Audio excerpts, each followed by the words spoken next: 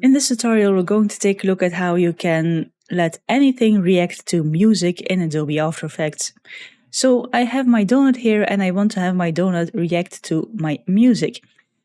The first thing we're going to do is, well, as you can see, our donut has a transform option already and it has a scale option which we're going to use.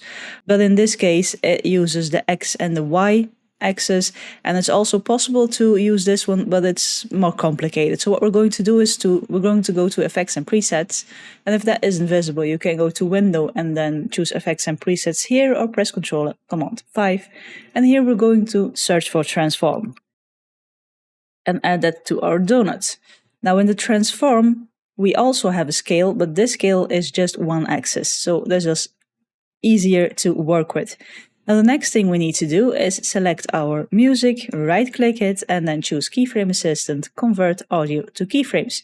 Now we'll have a new layer, the Audio Amplitude, and if we open that up and we open up the effects, we have left channel, right channel, and both channels. We're going to delete the left and the right because we just need the both channel option, and then we're going to open that one up so we can see the slider here. I'm going to make this a bit bigger, and then this slider and this transform effect on our donut will make it so the donut can react to the music.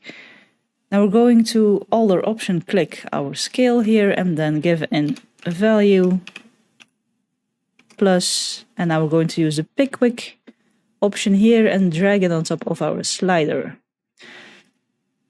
And this is enough to make our object react to music, as you can see. But if it's too much, you can also divide it by, for example, 10. Or if you want to have it more visible, you can multiply it by, for example, 2. But that's how you can easily have anything react to music in Adobe After Effects.